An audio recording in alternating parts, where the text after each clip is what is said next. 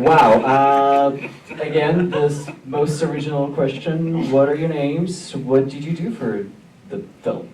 I'm John. I wrote and directed. I'm also Jonathen. I'm also Jonathan.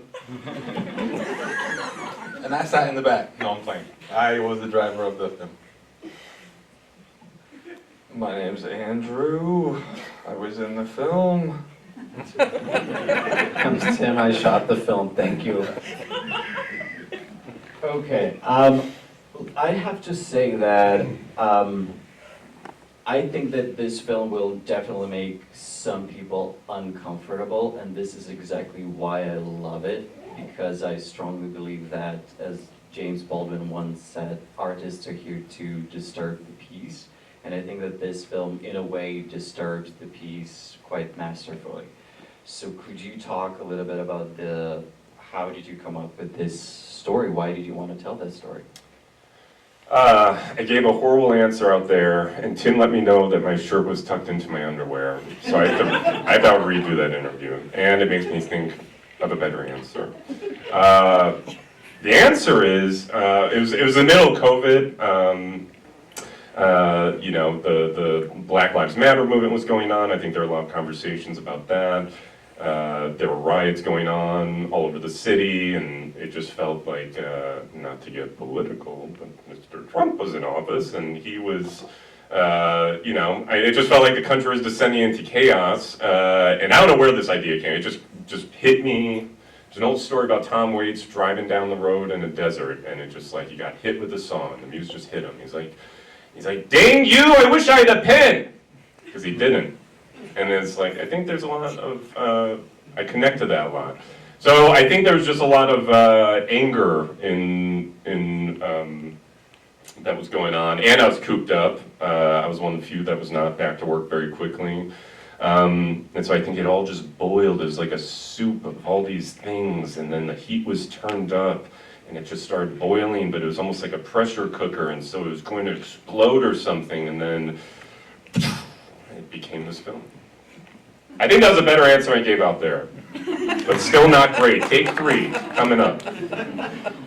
Awesome, thank you. Could you talk a little bit about the production side of it? I'm curious, how did you shoot it? How many days did you spend shooting it? And particularly about your choice of close-ups, because most of the film is actually shot in close-ups. So what is the creative idea behind that choice? Yeah, I'll let Tim talk about those close-ups, because he had a great idea for, what was that called, split diopter? But we'll come back to that. What was that magnifying glass thing? He bought a special lens for it, and that's what shallow focus, very cool. We shot this in half a day. I basically was very concerned that this would not turn out well, and so I was nervous about spending, the money it takes to do something. Because I was like, oh, I'm going to drive around the city, and we're, not get a process trailer, but maybe we could just film it, just in an actual car. And I was like, that's so dangerous, and it's probably not going to turn out well, and the lighting's not going to match if we do it long enough. So we rented a sound stage, and this was all green screen. Shout out to Kenny up there. This movie made him want to lead visual effects, he just told me. Because he did 2,000 match shots. And he's like, I'm done forever. So anyway, that's not entirely true, but it's half true, I think, Kenny. But yeah, we shot in half a day. Basically only shot in 3 hours. And so there was like a 15, 20-page script, and I knew Andrew from this guy here, Eric. Tommy Gun Thompson, and then Jonathen, I put up a casting call for him, and they happened to know each other. They went to the same acting school, and yeah, we basically shot in 3 takes. That's everything. The whole movie was shot in 3 takes. It was kind of shot like a short play, and then we just got the various inserts and whatnot, and I remember 6 hours on the dot. I'm like, I can't even afford pizza right now, so we got to get out of here. So Tim, talk about the magnifier. It was a tilt shift lens. Tilt shift.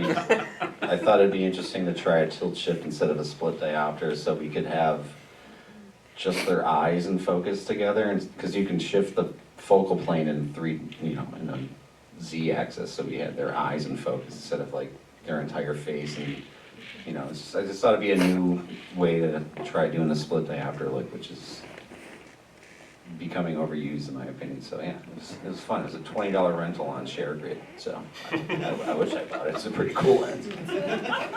What do you think? Yeah, the whole split diopter thing was my idea. He's taking credit, but I thought it would be a good idea. No, why am I? I said, I'm not splitting a diopter again. I did it once, I'm not doing it again. That's what Andrew was saying. But I'm actually curious to ask you guys as actors, was it challenging to film it, to stay in close-up all the time? I guess not at all.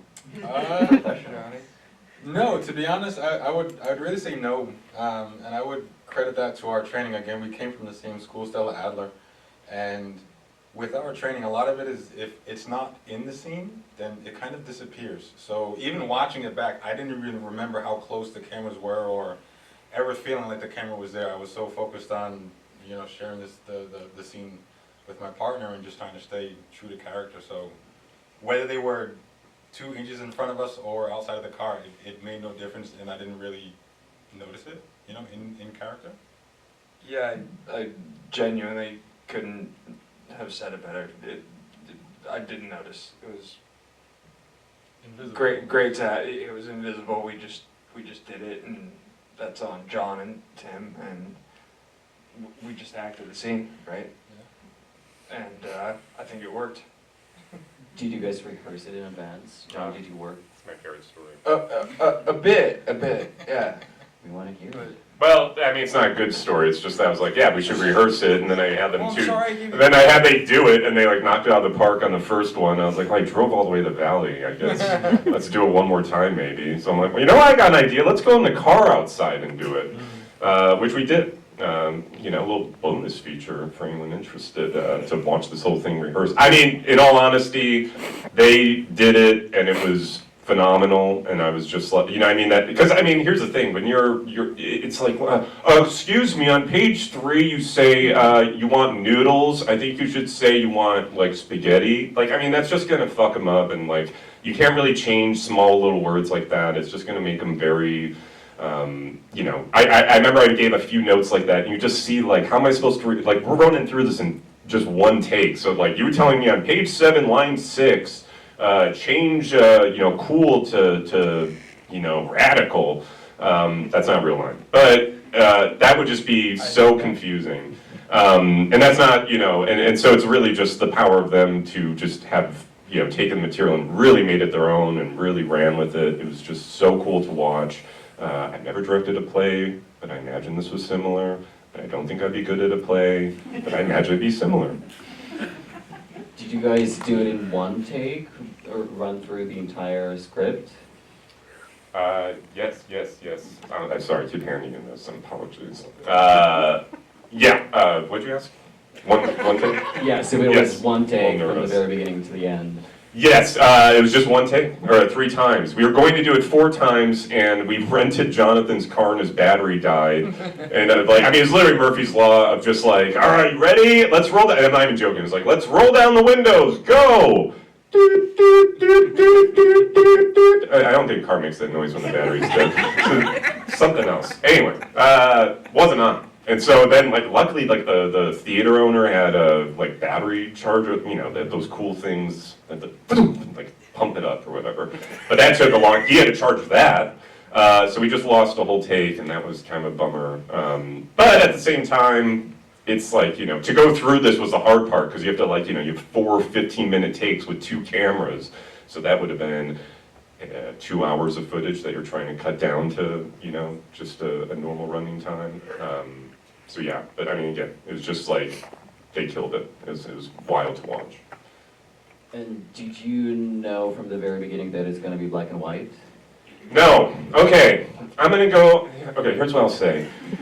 Metaphorically, there's an irony here in the sense that our politics are not black and white and as basic as you would understand. But in actuality, it's just they made the green screen look a lot better because in color it just looked like shit.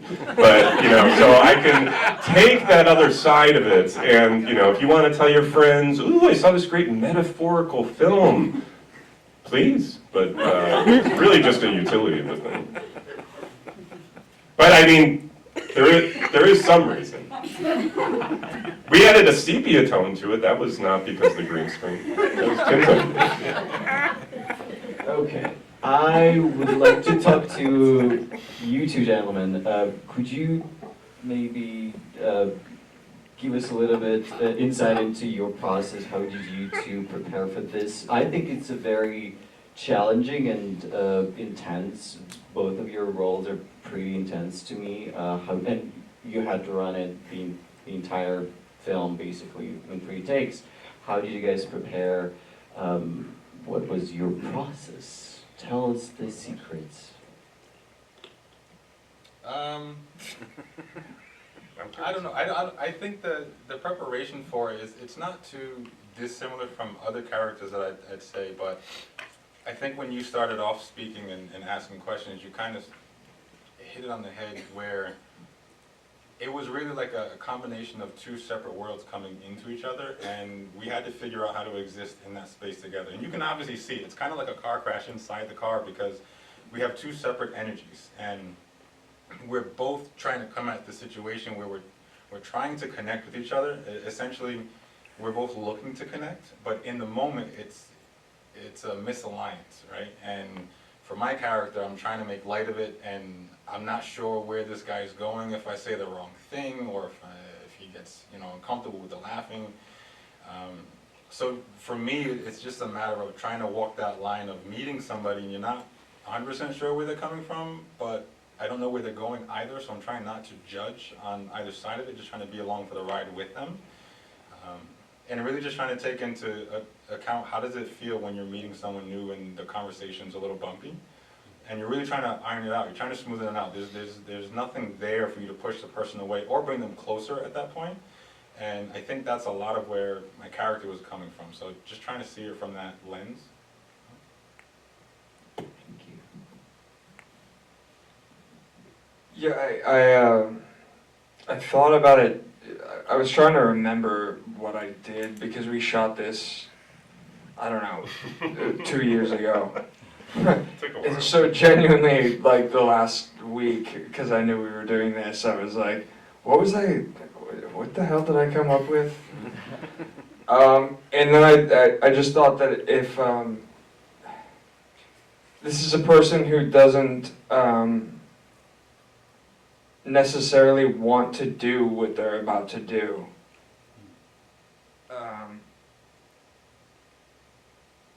And he's in this ride because he just maybe wants someone to talk him out of it.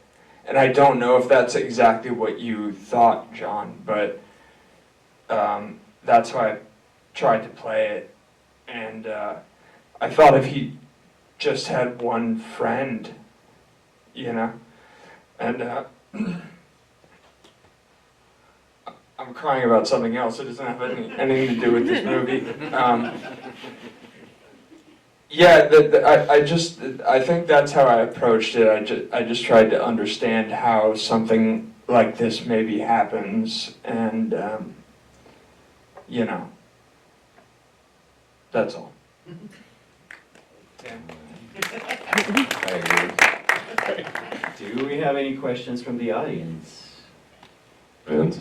It's like, don't be Yeah, shy. sure. raise your So hand. the sepia tone, was that throwing it back to the Wild West? Politics? The wild Midwest. Yeah. All right, you nailed it. That was the Wild Midwest throwback reference.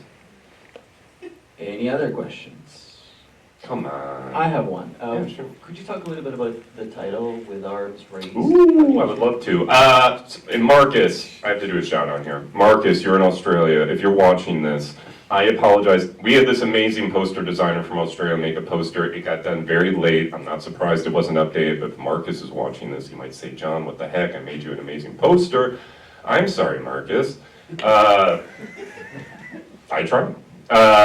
In terms of the name, so originally it was called Triggered, right? I think that was just, you know, it was like a buzzword, you know, I'm triggered. And then, I mean, this is, I don't need to explain, that's why I didn't want to use that title, it's very obvious.